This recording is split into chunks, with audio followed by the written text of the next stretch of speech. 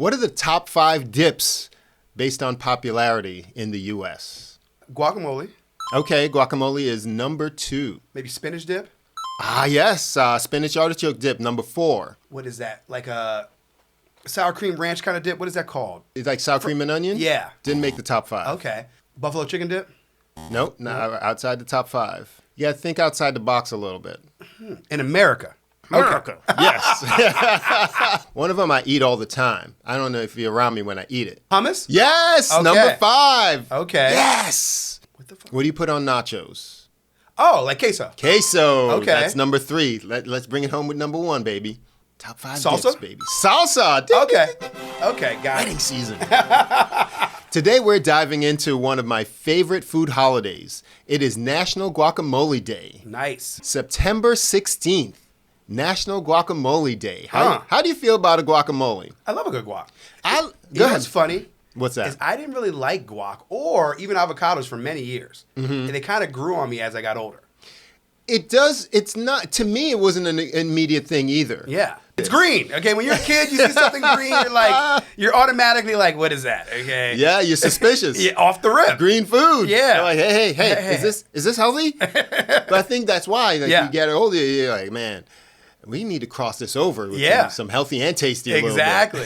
little bit. You ever go to those restaurants that do the guacamole tableside? Oh, Well, here's the thing. We're going to go through this show, and we're going to explore the guacamole. And by extension, we're going to teach you how to make guacamole, Yeah. how to Ooh. pick a good avocado. Okay. That's like, and then how to keep the avocado because, man, that'll be turning on you real fast. Like, oh, yo, really fast. Yo, there's like a small window with avocado. very small window. Yeah. I remember we did a show on, I forget what it was, but the clip was, we were talking about baguettes and guacamole. Who would disappoint you quicker? Yeah. And I feel like a guacamole, like an avocado anyway, will disappoint you quicker than a baguette. Well, because with the baguette, all you need to know is you got to buy it fresh. Yeah, and you have a day. And you have a day or two. So you already know your expectations. With the guacamole, with the avocado, it can come and you might have to wait for it to ripen. True. And then you don't know if it's been sitting too long. You might cut it. It might feel perfect in your hand, and you cut into it. You're like, ooh. Because it might speed up. Yeah. You might think like, man, it wasn't. You have to check it every day. Yeah, you got time. You're like, oh, I got time with this thing. And you go by, you wait like an extra day or two. That day or two ruined it. So, like a little bit of history about the avocado, and I don't know how to say the word. Haas? Well, Haas is a variety. Okay. In the Caribbean, we had the big old avocados. Okay, yeah. And those had the big stone in the middle or the seed, and it was less creamy, more watery. Yeah. And that's all I knew. And it was fine for me until I got the Haas. Yeah. Now I can't go back. Yo. So is Haas, is that Mexican? Is that where is that from originally? I think the Haas came from California. Oh, really? It was a guy that invented it because they're splicing and dicing these varieties and things like that. And so the popularity of the Haas was the actual avocado was able to be packaged. So you got a lot of avocados in a Smaller package. In a smaller package. Yeah. So then it was more of a production boon as well as a flavor boon. Oh, okay. Right? And so be it the history of the guacamole from the Aztecs, and they used to call it the guacamole, which was the literal word of avocado sauce. Okay. Okay?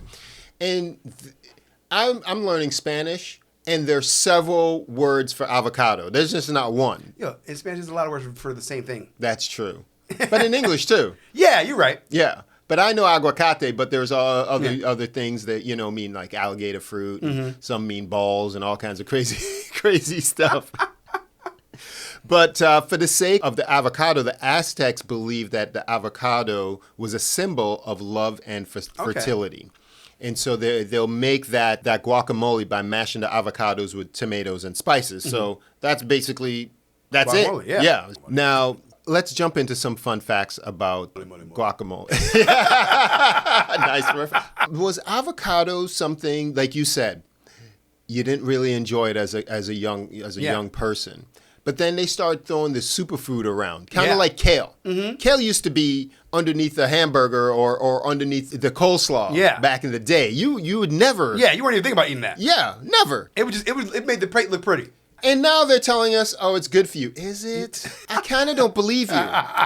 It tastes like if a lettuce ate rocks. Yes. It's kale. I feel like a sucker every time I eat Yeah, kale. you're I'm like, ooh, or something. got me again. You need a beak. It's hard to rip. What's it going to do to my insides? Yes. Yeah, I feel like an idiot, man. I'm like, they get me right now. They got me. They got me to buy it, first of all. Stuff you just throw away. Superfood. So now they're telling us the avocado is a superfood. The world's largest serving of guacamole was in Mexico in 2018. Guess how much that thing... Largest serving? The largest bowl of guacamole weighed how many pounds? Oof. I'll give you within 1,000 pounds. Oh, wow. It's like that much? Okay. I don't know. 800? Or is it more? I said I'd give you within 1,000 pounds. It was 8,000. Oh, my God. Wait. Guinness World Record. 8,000. That's your house, yo. That must be your crazy. house. The bowl must be the size of your house. That's a couple of cars. Yeah. I mean, think about in a bowl. You could probably swim in it. Yeah. I don't know how they weighed it. It's crazy. So let's teach you how to choose an avocado. Tell me how you choose an avocado if you do go to the store. No, I buy avocados. So when I go, first I'm checking to see, I do a little hand test. I want to see if you're looking at color first. Make sure it's there's that dark green to green color. Exactly. Okay. Just before it turns brown, like right there. And that's if you're getting it that day. If you can eat it that day, that's a good avocado. Now, if you're buying something and you're letting it sit for a couple of days. Okay, let me interject here. Because very rarely are you going to the store and finding an avocado.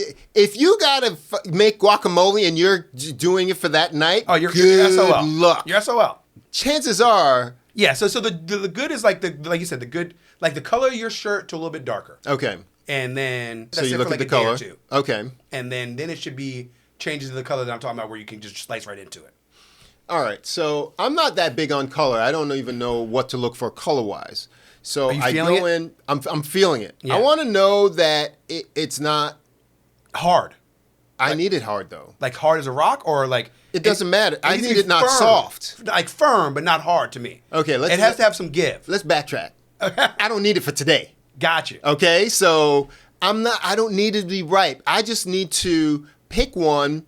And I was told that, some have a pear shape and some are more round. I was told the rounder ones are better, ripen more consistently. Okay. Because maybe I've been doing it wrong, because I've been getting the pear shaped ones every time. They look better. Well, they do, but then maybe it was inception, because now when I choose the pear shaped one, the top seems to get softer faster than the rest of it. You're right, because the middle is not as ripe as the outside. I feel you. As much as possible, I look for the rounder ones. Then I want to make sure that the stem is still on it, because that's one way to check the avocado once you feel that it's getting ripe. If you pull that stem and it starts to look a little brown in there, it's too far gone. Right? So then you pull it. You don't want it bright green either, but you want it to look like... like how you want it to look. Yeah, like how you want it. Thank you. Right? So then I make sure that I try to gravitate towards the smoother avocados more so than the bumpier ones. But the bumpier ones don't. I have 3 on my counter right now. So I bring them home. I put them in a paper bag. Yes, my mom taught me that trick. Preferably, like if there's other fruit around, I put it next to it, or if I really want it, I put a banana in it or something like that, and the ethanol will help ripen it a little faster. Quicker, yeah. Yeah. But I'm in no hurry. I'm on the avocados time. Yeah. It's like a souffle, right? When the souffle is ready, that means you're ready for it. Yeah. Not the other way around. And once it gets to, I want to say 70% ripe, I take it out of the bag and I put it in the fridge. So that gives me some... It gives you a day or two. And so that's my advice on how to pick an avocado. Now let's get into the guacamole. Yes. Right? So how do you make your guacamole if you do? My guac is really simple. Citrus, so I use fresh lemon and lime, squeezed in there. salt and pepper. I don't even use tomatoes. Sometimes I use a little onion, but very rarely do I even use that. I just use it. It's usually just salt, pepper. I use a little onion powder, a little onion and garlic powder, like to give it a little seasoning. Mm-hmm. So just seasoning and fresh lemon and lime juice. Are you one of those people that like cilantro?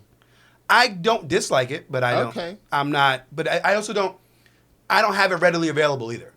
Gotcha. You know what I mean? So like if I'm at work and I'm making like a little guac, maybe I'll grab some like if I make it from scratch, I'll grab a little salsa, throw a little cilantro because I have less ingredients, and then I'll just do the fresh. I'll grab some lemon and lime and put it in there, and I'll make up some guac. Makes sense. Yeah. I'm not a big cilantro person. Yeah. Because I'm one of those people. It tastes like soap to me, right? So it's like I don't want any part of it. Gotcha. But some people put cilantro in it and things like that. I can do an avocado with salt and pepper. Oh, all day. I could just do that. Yeah. Now, most people are going to do the fresh lime, but it can't be too limey though. No. You know what I mean? Like, if there's one criticism I'll have about some people's guacamole, it's like, what am I eating, a lime here? You know, I want the lime to kind of just give it some balance to kind of cut the creaminess a little bit. That's why I use lemon and lime. It gives it balances out. You know, it gives you that citrus feeling without being overwhelmed. Now, here's my issue with the lemon though. I find lemon gives you more juice than tartness. True. You know what I mean? So the lime to me, the lime gives it the tart. The lime gives it the time, and I give a little bit of lemon to balance it out. Okay, that's fine. That's good. And so then I very rarely will buy tomatoes. Yeah. You know, I'm not like I just don't have them in the house unless I'm making like a caprese salad. And I know I'm making it that day, kind of thing. Mm-hmm. I'm not really buying tomatoes. Yeah. It's not something that's sitting in my fridge. I'll do cherry tomatoes. I like cherry tomatoes, but I like to make a good caprese salad. Okay. And then you do. Yeah. Yes, you do. I like how the presentation looks with it. It's something that I can make the day of, and it's healthy, and I like it, and it's good. Mm-hmm. And so, but with that, I don't really buy. Like I said, I don't really buy a lot of tomatoes. I mean, and I do love cherry tomatoes though. Yeah. They're really something good. Because like they don't yield you a lot of liquid. Yeah. You know, sometimes you put a tomato and it just ruins everything. Mm-hmm. You know, it just wets everything up. It wets everything up. There you go. A good sandwich, it'll murder a good sandwich. Oh. It murders a good sandwich sometimes. Oh, kills it. Oh. You're just like, what am I doing? All of a sudden, you're just... The bread is weeping. Yes. That's why I usually don't do a tomato. No. And on a sandwich, definitely not. Yeah. No. Unless someone else made the thing, I wouldn't be upset about it. I'm not going to not eat it. But I'm not going to save it either. No. If I know I'm not going to eat it right away, the tomato has to go. Oh, no, it has to go immediately. If you're trying to save a sandwich or some food for later, there can't be a tomato in it. No. It's going to ruin the sandwich. It doesn't play well with others. It doesn't play later on. Okay? If you're eating the tomato, it needs to be ate right away. Yeah. Like, legit. I agree. So then I'll get the avocado out of the fridge, cut it around, twist it off, chop the stone out the middle. Yeah. And for whatever reason, I don't necessarily scoop it out or slice and make the squarish. Yeah. I saw her do this one time. She just squeezed it out with her hand. Right, that. And I like that rustic, the non-uniformity of it. It already took away, it made it the mushy that you're looking for. It made it the mushy. Yeah. So, like, provided that it's ripe enough, the skin will fold with it. Mm-hmm. And I was like, man, I like that. So she just squeezed it into the thing. I was like, yo, that's pro level. Yeah. You know? And the fact that the pieces aren't uniform, and then when you start to cream it a little bit, I don't like it too smooth. No. You want a little chunk to it. Yes. You want pieces and chunks and smoothness and variation, because that's what's going to play when you're putting it on the chip. Oh, and then you get a good, nice little extra chunk of that avocado in the guac. You're like, oh, that's delicious. Yes, I like that part of it. And so with the lime juice, you get the lime going, boom, boom, boom, and you don't work it too much. No. You don't work it like a batter. No, it's not a batter. It doesn't need to be. It don't need to be poured on a skillet. Okay, it needs to be scooped up on a chip. I agree, and then you just salt a little bit. Pepper got to be chunky. Yeah, right. Crack. Simple. Yeah, Simplicity wins every time, yeah. Every time.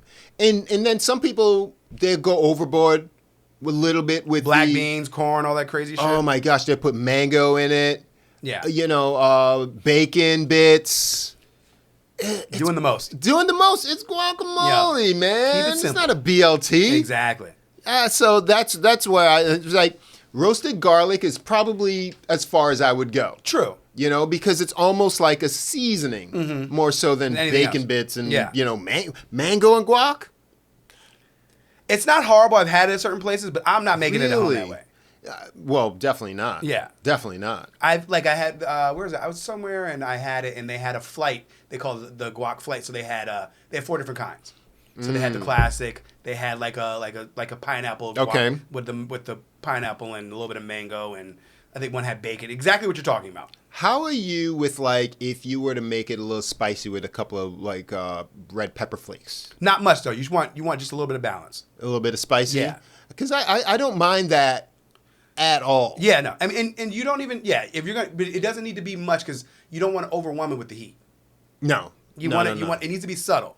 To where you're like, when you're eating, like, oh, this is perfect. And then you're like, oh, wow, there's a little kick, but I like that little kick. How are you on heat in general, though? I can do heat. Oh, really? But not overly heat. I like heat to where, almost like what I just said, where you can taste it, but it's not killing you. Now, if you have an avocado secret, please share it with me. Yes. Let us know in the comments if you're watching on YouTube. Follow me on Instagram. I'm at The Modern Waiter Podcast, or email me, themodernwaiter@gmail.com. That's our show for you on the avocados and National Guacamole Guacamole. Day. Mole, mole, mole.